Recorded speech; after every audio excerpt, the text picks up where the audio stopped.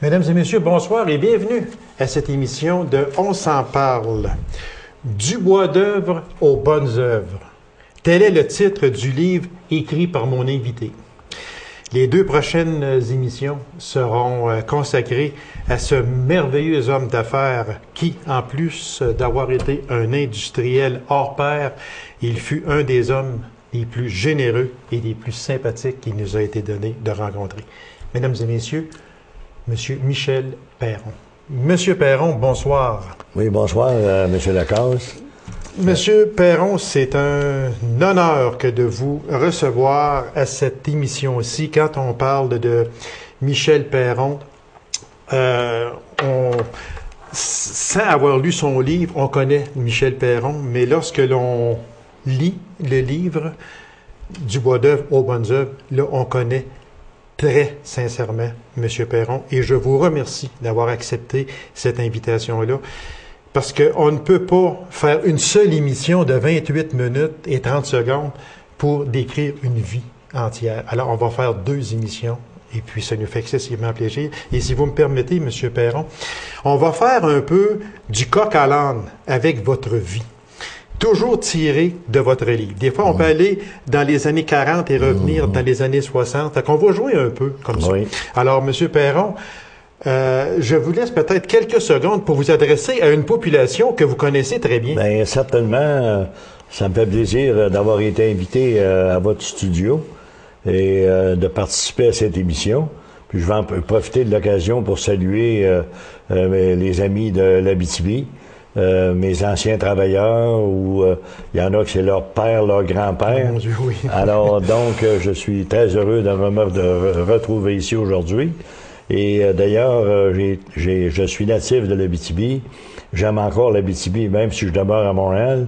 Je passe 6 mois par année ici, dans l'Abitibi. Et vous avez encore de nombreux amis ici, oui, monsieur heureusement. Pourquoi avoir écrit une biographie? Bien, disons que il y a 3-4 ans, j'étais avec un de mes amis à La Sarre qui a un commerce qui s'appelle Daniel Lavoie.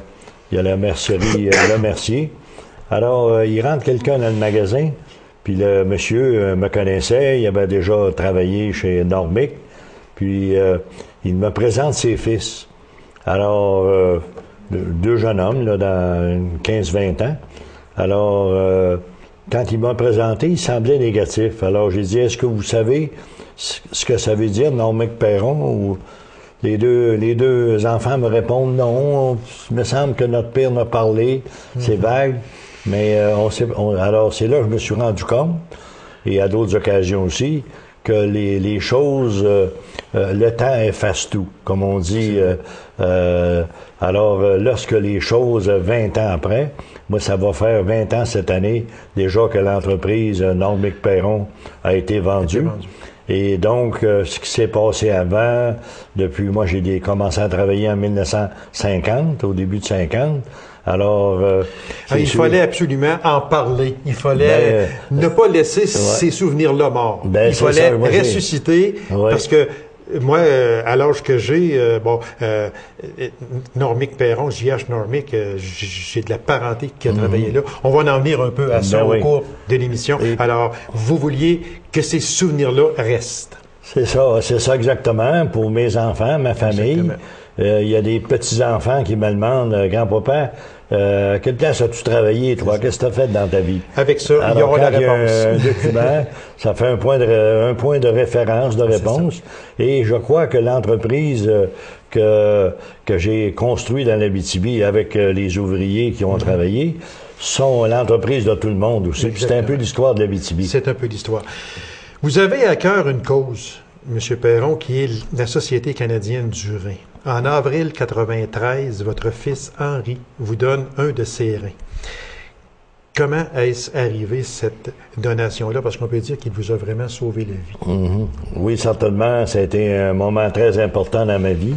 En 1991 et 92, tout jeune, j'avais eu des séquelles, des indications que j'avais des problèmes de reins. Mais je prenais des médicaments, j'avais eu des suivis médicaux. Mais finalement, les médecins m'ont avisé en 92 que la faim de mes reins progressait beaucoup et que je devrais commencer la dialyse, que mes reins, si je ne me faisais pas, si je ne suivais pas de traitement, c'était le décès. C'était la mort. Alors, au mois de novembre, on m'a fait ce qu'on appelle une petite chirurgie ici pour pouvoir relier l'artère avec une veine pour faire grossir la veine de façon à pouvoir prendre le sang, le passer dans un rein artificiel, un dialyseur. Un dialyseur. Et j'ai demandé à ce moment-là aux néphrologues, les médecins qui me suivaient, si je ferais pas ça, ou si c'était pas de la science médicale, comment est-ce que je vivrais de temps? Alors, les médecins, au taux où j'étais rendu, mon taux d'empoisonnement, les médecins m'ont dit, tu n'aurais à peu près pour 2 semaines à vivre. Alors, donc, la date, et finalement, je leur ai demandé de me donner une date. Alors, c'était le 12 décembre 1992. Ce sont des dates qu'on n'oublie pas. Ouais, n'eût été de la science médicale, je serais décédé. Alors, heureusement, la dialyse se fait depuis, ça a débuté tranquillement il y a une 50aine d'années. Oui, ça s'est perfectionné, mais ça ne guérit pas. La dialyse, c'est un prolongement de la vie. Ça prolonge. Et donc, ce qui pourrait arriver de mieux, c'est d'avoir une transplantation, une greffe de rein. Et dans mon cas, les médecins m'avaient mis en garde, j'avais 61 ans. On m'avait dit, on ne fait pas de transplantation passé 60 ans. Et premièrement, on n'a pas assez d'organes. On les donne en priorité à des gens plus jeunes. Et puis, etc. Mais moi, ce qui est arrivé, j'ai un fils un jour qui venait me rendre visite à l'hôpital où j'étais dialysé à Montréal. Puis quand il me voyait brancher avec les tubes de sang puis tout ça, il me disait, ça n'a pas de bon sang. Alors, de bon sens ou de bon sang? Oui. On peut prendre les deux. Deux versions. Alors, donc, il me semble que j'ai lu à quelque part qu'on peut donner un rein, puis il dit, je voudrais faire quelque chose pour vous, je voudrais vous donner un rein. Puis alors, j'ai dit, écoute, ça nécessite réflexion. Il avait quel âge à ce moment-là? Il avait 23 ans. Alors, donc, 23, 24. Mm-hmm. Et puis, donc, j'ai parlé avec les néphrologues, les spécialistes là, des transplantations. Je leur ai parlé de ça. Puis, eux autres, ils étaient enthousiasmés, favorables à ça. Moi, j'ai dit, ça me coûte parce que je veux pas hypothéquer la santé de mon fils pour me sauver. Qui est quand même en bas âge. Ah, ben oui, en bas âge, et puis je veux pas nuire à ça. Alors, puis finalement, à force d'en parler, ils ont dit, il y a eu des livres décrits sur ça, on va te donner de la documentation. Puis je leur posais la question à une couple de néphrologues différents. Je leur disais, vous, à votre place, si vous étiez à ma place, avec la même maladie, puis que votre fils vous offrirait un rein, le prendriez-vous? Et la réponse était positive. Oui, on le prendrait. Parce qu'on peut vivre avec seulement qu'un rein. Oui, exactement. Il y a des gens qui viennent au monde avec un rein puis ils le savent pas. Puis, exactement, puis ils vivent toute leur vie. Des fois, ils découvrent ça à la fin de leur jour. Donc, il y a eu transplantation. Henri, votre fils d'honneur, qui était aux prises avec un problème de drogue et d'alcool, il s'en est sorti. C'est donc possible de s'en sortir? Oui, ça me fait plaisir d'en parler. J'avais 8 enfants. Donc, puis Henri, dans chaque famille, des fois on dit qu'il y a un mouton noir. Puis Henri, jeune, a commencé à s'adonner à la drogue, à fumer, consommer de la boisson. Et puis, on lui a aidé. On a essayé, moi, j'ai beaucoup travaillé avec, essayé de le raisonner, le faire comprendre. Il a suivi de la thérapie, dans des maisons de thérapie. Ça a pas fait. Et finalement, à force de travailler avec, on a réussi à le sortir de là. C'est donc dire, M. Perron, qu'à ce moment-là, il ne faut pas faire un rejet d'enfant à ce moment-là. Non, exactement. Il faut l'encadrer, il faut lui montrer qu'on l'aime, il faut être près de lui, et vous en êtes une preuve vivante qu'avec ce que vous avez fait de vous et votre épouse, vous avez réussi, il s'en est sorti. C'est ce que je veux mentionner un peu, c'est que malheureusement, quand quelqu'un est sous l'influence de la boisson ou de la drogue, il n'est pas tout à lui, comme on dit, puis il y a des périodes, c'est difficile. Alors, nous, comme parents, des fois, les enfants peuvent être très, très blessants, mais il faut pas se décourager, il faut toujours garder espoir. Et puis, un jour, Henri est revenu comme faux. Il est devenu sobre depuis ce temps-là. Il s'est marié après m'avoir donné un rein. Mais lorsqu'il a pris la décision de me donner un rein, moi, je ne voulais pas.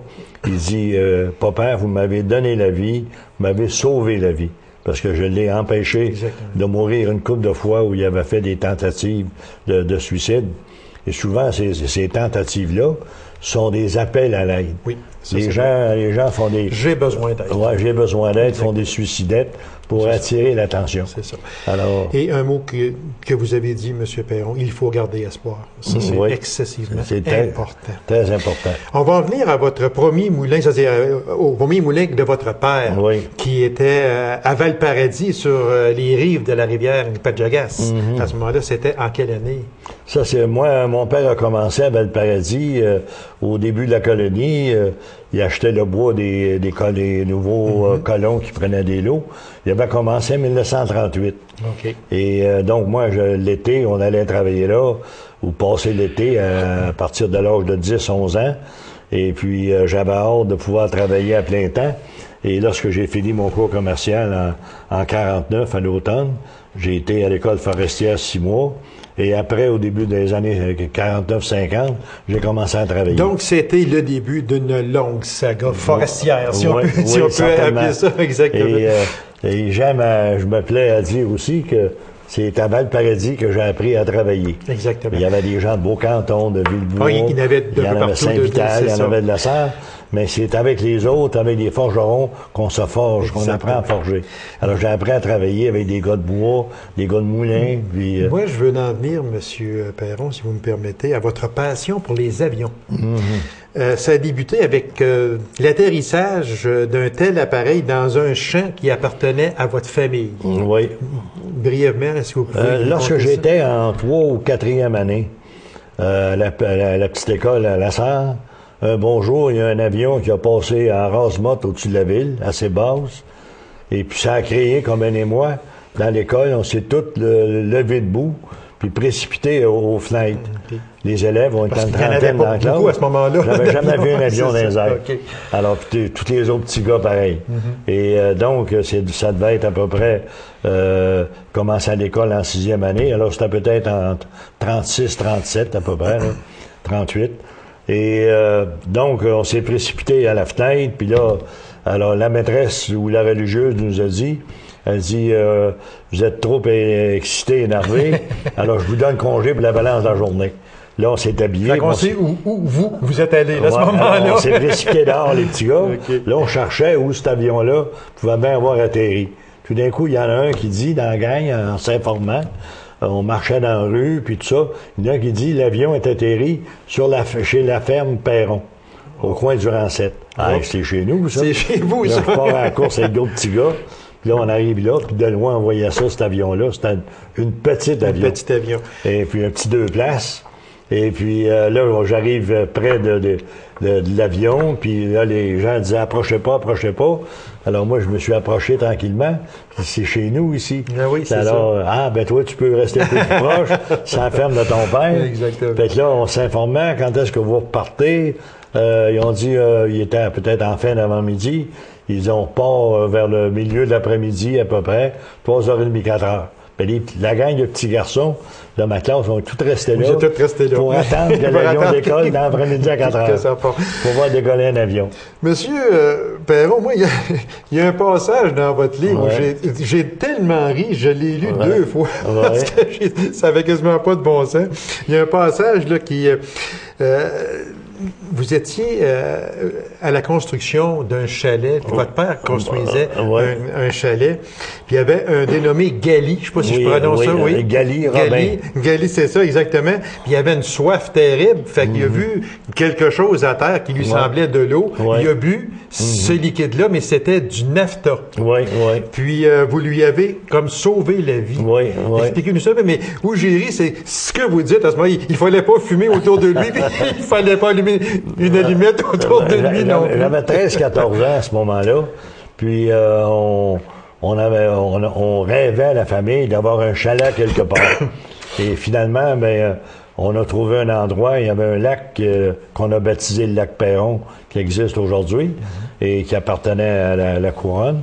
Et puis alors j'ai emmené mon père à cet endroit-là, puis j'ai dit, ça serait un bel endroit pour bâtir un petit chalet, comment ça sera pas chauffé, avoir une place où aller. Une place où aller. Fait que là, mon père avait dit, très bien, puisqu'on a trouvé une place maintenant. Alors, on pouvait prendre un bail amphithéotique du gouvernement. Et puis, alors mon père a dit, moi, on va bâtir un chalet. Je vais engager un homme, un genre d'ouvrier habitué dans le rough. Puis, vous autres, les garçons, vous allez aider. Alors, c'est très bien, on va aider certains. Alors là, M. Robin, entre autres, il restait pas loin de chez mes parents. Puis c'est un homme qui aimait la boisson. Fin de semaine, il brossait, il était reconnu pour ça. Alors, le lundi matin, le chalet était à peine recouvert. On restait dans une tente. Puis mes parents, on n'avait pas de véhicule. Alors, mes parents venaient chaque 2 jours nous porter du manger, puis amener de l'eau fraîche, puis des fois de l'eau froide, parce qu'il y en avait dans le lac, puis de l'eau froide, puis on avait une lampe au gaz. Puis alors, c'était dans la même sorte de contenant que les pots d'eau. Alors lui, un bon lundi matin, on travaillait à l'intérieur, on était après à faire de plafond en dedans, faisait chaud. Puis Gali, il avait passé une fin de semaine assez rough. Alors à un moment donné, il descend de l'échafaud. Il dit, tabarnak que j'ai soif. Alors, il descend en bas, puis là, il rouvre un pot, il se trompe de pot. Il rouvre un pot de nafta. Puis là, un gars, avec ses 2 mains, il lève le pot en l'air. Et puis là, il avale glou, jusqu'à temps qu'il commence à sentir que ça chauffait. Là, il remet le pot à terre, puis là, il se met à danser puis à cracher. Moi, j'étais resté en haut au deuxième. Fait que là, je descends en bas de l'escabeau. Et puis, là, Gabi dansait, sautait, puis là, on s'est aperçu qu'il avait bu du nafta.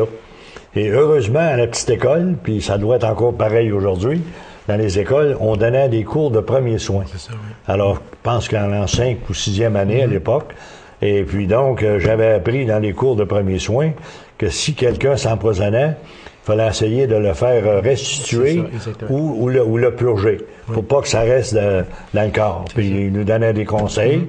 Puis entre autres, il disait, si vous êtes dans le bois, vous pouvez prendre la moutarde, délayer ça dans l'eau, donner ça à quelqu'un, puis ça va le faire restituer et également purger. Alors j'ai dit à Gali, j'ai dit, écoute, on est trop loin, on n'a pas d'auto.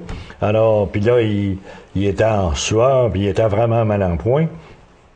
Alors, il s'étend en terre, puis tout ça, puis là, il râlait. Ça fait que j'ai dit, moi, j'ai suivi un cours de premiers soins, puis je peux te donner, m'a donné un verre de moutarde.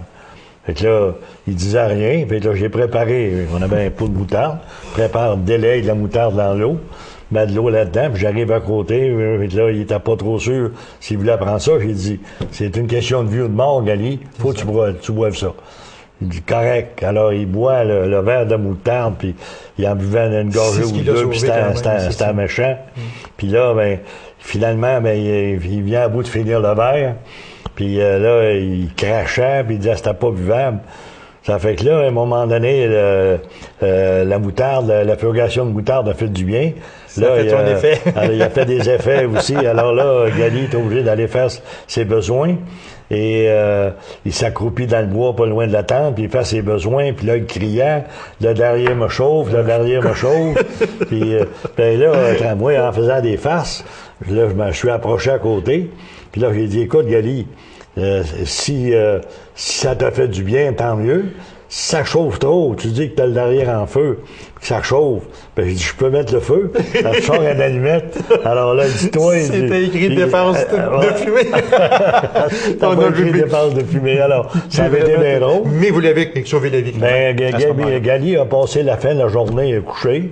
Le lendemain matin, il filait mieux. Il a repris le travail. Puis, j'avais redonné un petit peu d'eau dans la journée. Là, puis, Monsieur Perron, là, on va faire du véritable coq à l'âne, si vous me permettez. On dit que vous n'avez jamais congédié un employé, et vous en avez eu beaucoup d'employés. Vous n'avez jamais congédié un employé. Ça, c'est tout en votre honneur, Monsieur Perron. Ben, disons que c'était une philosophie que mon père nous a enseignée. Mon père disait, Moi, je suis devenu jobber dans le bois. Mon père était un cultivateur. Il est venu s'implanter ici dans Abitibi en 1914. Puis en 1917, il a déménagé sa famille. Il venait là de la Mauricie, à Saint-Adelphe. Puis lui, il a commencé à jobber dans le bois. Puis il avait pris comme philosophie que si un homme fait pas bien son travail, c'est pas nécessaire de le congédier. On lui dit simplement que le gars n'est peut-être pas... le travail est peut-être pas fait pour lui, puis on essaie plutôt de le dissuader, de s'en aller. Puis de cette façon-là, quand le gars retourne chez eux, il fait pas de méchante publicité à l'employeur. C'est quand même un bon principe. C'est lui qui m'a enseigné ça. Puis j'ai toujours suivi ça de très près. Et c'était ça m'a bien servi. Oui, exactement. Puis c'était très apprécié également. Moi, très brièvement, j'aimerais ça que vous me parliez des rencontres avec le député Émile Lesage, qui était conseiller législatif également, député Union nationale sous M. Maurice Duplessis. On parle d'achat d'habits. Moi, je suis un peu c'est quoi, là, mais ça me fait plaisir d'en parler. Premièrement, M. Lesage, qui était un député de Macamic, était un homme pour lequel j'avais beaucoup d'admiration, mon père aussi. Et puis, naturellement, quand on avait des commerces de bois, il fallait obtenir des droits de coupe du gouvernement. Oui. Et pour être capable d'avoir une faveur gouvernementale, d'avoir le droit de coupe, ben, il fallait pas être en chicane avec le député. Voilà. On n'allait pas voir le chef de l'opposition pour lui demander ça. On demandait ça à son député, qui était dans le gouvernement à ce moment-là de l'Union nationale. Et ça fonctionnait bien. M. Lesage est un gars compréhensif. Et puis, c'est pas lui qui prenait les décisions. Mais non, mais au moins, il nous disait... Il y avait un bon mot à dire. Il y avait un bon mot, puis il disait, c'est un problème plus difficile. Pourriez-vous venir à Québec à votre convenance? Puis moi, je vais être là de telle date. Et là, il nous accompagnait pour aller rencontrer les sous-ministres ou les chefs de département, essayer de débattre notre cause. On est toujours meilleur avocat de notre propre cause que les autres. Puis M. Lesage faisait très bien ça. Puis lui, il avait son bureau ici à Macamic, dans son magasin général, qui était surtout un magasin de linge. Puis il vendait des matériaux aussi, du linge de travailleurs. Puis M. Lesage, à ce moment-là, il était député des deux Abitibi, Abitibi-Ouest et Est. Donc il y avait un grand comté, puis il allait faire du bureau à Amos, puis à Val-d'Or. Il était occupé. Alors donc, il prenait jamais de rendez-vous d'avance. Alors, premier arrivé, premier servi. Quand on voulait y aller, ben là, dans le magasin, il y avait un grand banc de couleur vert, là. On pouvait s'asseoir une vingtaine sur le banc. Et on attendait son tour. Puis là, le tour avançait à mesure, il y en avait un au bout qui rentrait. Puis là, ben, quand il avait fini, ben, ça avançait d'une autre personne. Mais entre-temps, on se levait pour aller à la toilette ou on grouillait un peu dans le magasin avec notre place réservée. Puis Madame Lesage était une personne très, très affable, gentille, et puis elle connaissait mes parents. Alors, elle me disait, j'ai reçu des beaux arrivages de linge dernièrement, il y avait des beaux habits, elle me montrait des habits. Alors, c'est arrivé à quelques reprises, alors je me suis aperçu. Alors là, j'ai commencé à porter intérêt aux habits, puis tout ça, ça fait que, j'ai dit, je vais prendre un habit comme ça, un bel habit, puis je voyais que ça ferait plaisir à Mme Lesage, ça peut pas nuire. Non, ça peut pas nuire à la demande qu'on s'en vient faire. Qu'on s'en vient faire, exactement. Alors lorsqu'on rentrait dans le bureau, Mme Lesage était très diplomate. Là, elle ouvrait la porte. Lorsque j'étais rentré dans le bureau, elle disait à Émile, M. Perron a beaucoup de goût. Il vient s'acheter une belle habit. Voilà. Fait que le message était fait. Mais il faut dire que c'était comme ça partout. Ça se faisait continuellement. Certainement. C'était des gens qui étaient très dévoués. Exactement. Vitement, M. Perron, comment s'est bâti le nom de J.H. Normick, J.H. Normick? En 1956, on a décidé de construire une usine de contreplaqué à La Sarre. Et puis, c'était un projet nouveau. Nous-mêmes, on connaissait pas ce produit-là. Puis, il y avait une petite usine dans le Nord-Ontario, à Kirkland qui avait été construite. Et là, on voulait, pour ça, former une nouvelle société. Mon père, lui, avait sa société qui s'appelait Henri Perron Enregistré.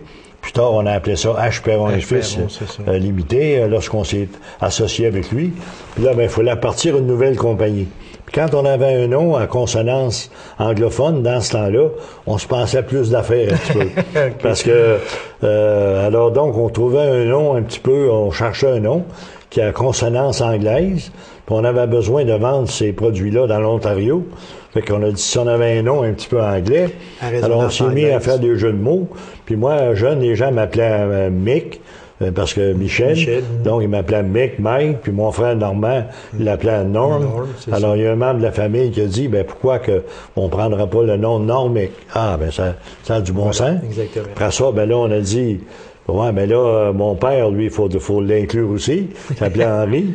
Puis j'avais un jeune frère aux études, Jean, qui se dessinait pour venir travailler. D'où vient J.H. Normick? D'où vient J.H. Normick incorporé? Monsieur Perron, on va aller à l'île Mouk-Mouk, si vous me permettez, parce que ça a fait couler beaucoup d'encre, l'île Mouk-Mouk. Oui, vous le dites. Si on en parlait un peu, d'abord, ça a été acquis au coût de 50 $. Oui, parce que à l'époque, c'était en 57, 1956, 57, 57, je crois. Le village de Duparquet, la mine était fermée. Et puis, les gens s'en allaient à Elliott Lake, travailler dans les mines d'uranium. Et puis, il y avait beaucoup de maisons à vendre, il y avait beaucoup de chalets à vendre. Alors, un bonsoir, je rencontre un fournisseur de bois, Janin Saint-Pierre, puis il dit, moi, j'ai acheté un chalet sur une île au lac du Parquet. Je voulais le débâtir pour prendre le bois pour bâtir des camps de bûcheurs parce qu'ils nous coupaient du trempe pour nous sur le lac du Parquet. Puis il dit, finalement, il dit, c'est trop vieux. Mais il dit, c'est un beau site. Puis il dit, j'aimerais te vendre ça. Puis il dit, moi, il dit, je m'en sers pas. Puis là, j'ai dit, t'as pas intéressé. Alors, je raconte dans le livre que finalement, je l'ai payé 50 $. Puis c'est parti à 500, je pense, c'est ça? Oui, c'est ça. 500, les gens voulaient 400, pas, 300, parce que j'avais déjà un chalet au lac Perron, okay. Et puis tout ça. Mais j'ai dit à 50 $. Puis dans ce temps-là, c'était juste un bail amphithéotique qui coûtait 35 $ par année. Puis il dit, le loyer est payé pour un an d'avance. Alors, ça fait plus rien que 15 $. Mais il faut dire que c'était un petit chalet qui était vieux, mais le site était beau. C'est ça. C'est on peut dire, M. Perron, que c'était un 50 $ qui avait une valeur, là, qui a eu une valeur terrible. C'est ça. Alors après avoir acheté le chalet, il y avait les papiers dans ses poches, on signe le bail, le waiter agit comme témoin, puis je mets ça dans mes poches, puis je lui donne 50 $. Au bout d'une semaine ou deux, je dis à ma femme, j'ai acheté un chalet il y a une semaine ou deux, puis en fin de semaine, on ira peut-être voir ça. On a un petit bateau sur une remorque là, qu'on pourrait trouver, puis on ira sur le lac du Parquet. Alors, avec un de mes amis en face de chez nous, Charles Allary, avec les épouses, on part un samedi matin, on se fait un lunch, puis on va essayer de trouver l'endroit, l'île 39. Alors, on voyait un petit peu sur la map où c'était, on connaissait pas le lac. Là, on arrive à l'endroit du Parquet, on rencontre des gens locaux, puis on leur demande où c'était l'île 39. Bien, ils ont dit, c'est au fond du lac, puis il y a des roches, puis faites attention ici, puis là. Finalement, on a dit, seriez-vous disponible pour venir nous montrer ça? Vous connaissez le lac, vous autres, puis moins dangereux de se perdre. Ça fait qu'il y en a un qui dit oui, mon cam Gionnet. Alors là, il est venu nous montrer la place, puis là, ça m'avait vraiment tombé dans le goût. Fait que, M. Perron, je suis obligé de vous interrompre. Oui. En tout cas, c'était un 50 $ merveilleusement bien placé parce qu'on va en parler la semaine prochaine aussi. Tout ce qui aurait été fait sur cette île-là, puis combien d'invités il y a eu, etc. Fait que, M. Perron, je vous remercie beaucoup, puis on va se revoir. On va faire la continuité de cette émission-là la semaine prochaine. Merci beaucoup, M. Perron. Très bien, M. Lacasse. Merci. Alors, mesdames et messieurs, merci d'avoir été là et n'oubliez pas la suite de cette émission ici avec M. Michel Perron, auteur du Bois d'œuvre aux bonnes œuvres. On revient la semaine prochaine à la même heure. Alors, soyez des nôtres. Merci.